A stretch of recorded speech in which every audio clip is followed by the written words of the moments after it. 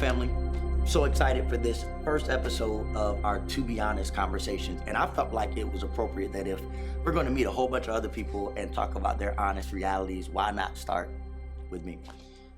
And so as we begin this conversation, maybe you're asking, Vernon, where did this come from? Why are we even doing this? And it kind of goes back to a conversation we were having with some leaders a couple months ago. We were on a Zoom call, like all of us have been, I'm sure, over the last 5 months. And we were connecting with all of our leaders at our church.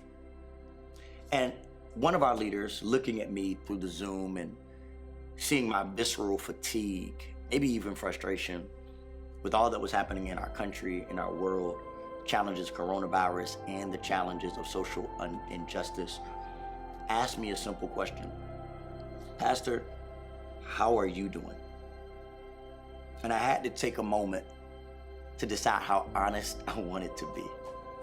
And I responded, to be honest, I'm tired. I'm exhausted.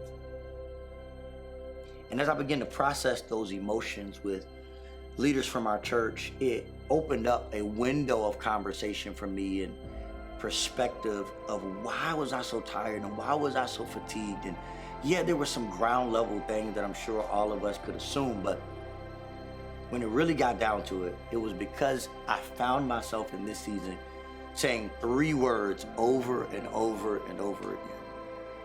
I don't know. If you don't know me personally, I have the privilege of being a pastor of a church here in Richmond, Virginia. And I find myself in a season where while I am excited about all the innovation and creativity that's coming out of this season and the opportunity to continue to serve our communities and serve our congregation, the truth of the matter is when people ask me, what's on the other side of this? Like, what does the church look like? Like, will things change and will people come back? My only integral response is, I don't know. The truth is, I don't know what it looks like on the other side of this. Do I have goals? Sure. Do I have hope? Absolutely. But I don't know for sure. Those 3 words are at the heartbeat of every conversation I have as a pastor right now. But I'm not only a pastor, I'm a parent. And for the last 5 or 6 months, my kids have been with me, asking me questions that the only truthful answer is, I don't know. When are we going to go back outside? Daddy? I don't know. When are we going to go see these friends? I don't know. When am I going back to school? I don't know. And I don't know about y'all, but maybe because I'm a little bit of a control freak, I don't know being a part of my everyday vernacular has me frustrated and just tired. The fact that I can't provide my kids with an easy answer, the fact that all I can do is give them the best answer that I've got at the moment. The fact that my daughter's going to the 1st grade and I so want her to be able to make friends and experience all the joys of what it means to go through her education, and yet I want to keep her safe, and yet I want my son who's 4 to develop relationships, and all of our quarantine bubble community has girls. All of the staff has girls, and my son has been not having the opportunity to play with other young boys, and I'm looking for those moments, and all of these things are happening, and the only thing I can say is, I don't know. I don't know when it ends. I don't know when something new starts. And all I can do is the best that I can do for the time being. But not only am I a pastor, not only am I a parent, but I'm still a person. And in particular, I'm a Black man in America. And when I leave the pulpit, and when I leave the church, and when I drive home, nobody cares about the collar that I can wear around my neck, or nobody knows about any of the work that I've done, and nobody cares because I am still a Black man. Watching Black men die in the street, day in and day out. I'm watching George Floyd and Ahmaud Arbery. I'm watching Rayshard Brooks. I'm watching Jacob Blake. I'm watching Walter Scott. I'm watching Eric Garner. I'm watching Trayvon Martin. I'm watching Michael Brown. I'm watching Philando Castile.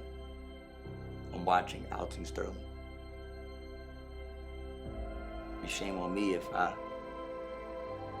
don't say, even though I'm a black man, I'm still watching Breonna Taylor and Sandra Bland, so many others that look like me, lose their life.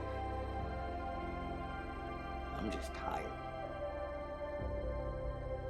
I'm tired of not knowing when it's time to be a reconciler and when it's time to be a revolutionary.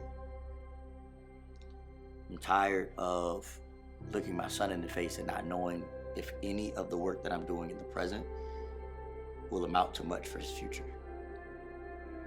As a pastor, I don't know. As a parent, I don't know.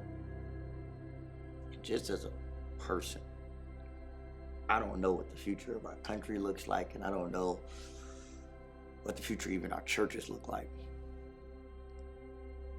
And so when people ask me, Vernon, how do we make it through this season? While I have a lot of I don't knows, there are two things I do know. The first is I'm giving myself a lot of grace in this season. I would encourage you to do the same. Give yourself the grace to not know. Give yourself the grace to be like, man, I wish I had more answers. I wish I was more secure and resolved in what's happening in our world and in our country and in our churches and with our kids. But give yourself the grace to have good days and bad days. Give yourself the grace to not have all the answers. Give yourself the grace to be frustrated sometimes. And give yourself the grace to know that it's okay not to be okay. We all need a little grace. We're going to make it through this moment in time. And to be honest, that's how I'm getting through. I'm giving myself the grace to wake up some days and be ready to fight for the future of my children in every way possible, in social justice and in academics and in their home life and in their social life. And then other days, I'm giving myself the grace to be afraid for them and to say, hey, I need to pull them in and hold them close. I'm giving myself the grace to say I have the abundance of faith that our churches are going to rise to a brand new heights and that we're going to see a greatest revival in history happening on the other side of this. And then I'm giving myself grace some days to be like, man, this sucks. I'm giving myself some grace to feel both and to be honest with my humanity, because I know God will meet me in the middle of it.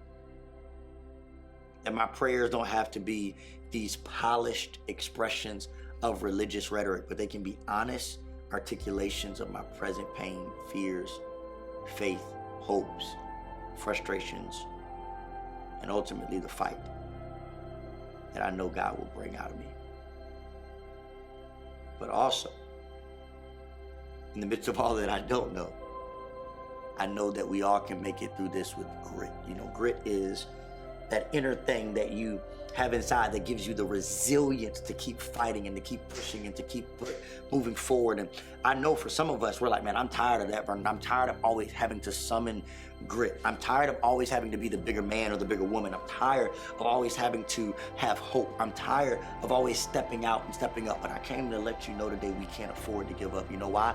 Because our ancestors and the generations that came before us fought for a better future. They fought for us to be able to parent in ways that they never could. They fought for us to be able to be voters in a way that they never could. They fought for us to be able to live and breathe and exist in a human existence that is one that we can see the future for. And so we cannot afford to get too tired to keep moving forward. We got to keep marching. We got to keep talking. We got to keep praying. We got to keep hoping. We got to keep lifting each other up, because it is not over.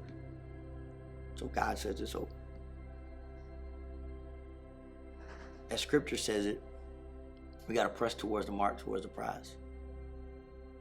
And when it says this, it says we press towards this mark not because we're perfect, not because we have it all figured out, not because we have it all understanding. It's simply we keep pressing because we know that there is a prize. And whether we see that prize or our grandkids see that prize, there's something worth pressing for. We fight because we know we can do all things through Christ. And the truth of the matter is, I don't know if any of us can make it through this season without something deeper than our own humanity. So I pull on the Spirit of Christ to say, give me the strength, and give me the courage, and give me the fortitude to keep fighting forward. To be honest, I think we all have a little bit of a right to be tired. Tired of the same conversations, tired of the unknowns, and tired of the uncharted waters. But here's what I know. I know that we're in this together. I know that you're not alone. And I know that this is not a season of perfection, it's a season of progress. So I know that there's a lot of I don't knows. But give yourself some grace. Find some grit. And together, let's make it to the other side. Honestly, don't have all the answers. But I know we will make it. And I pray that you believe that with all your heart today. Can't wait to see you as I introduce you to some more of my friends, colleagues, family, who will share a little bit of their honest journeys. And together, I believe we'll see a better day. Love you.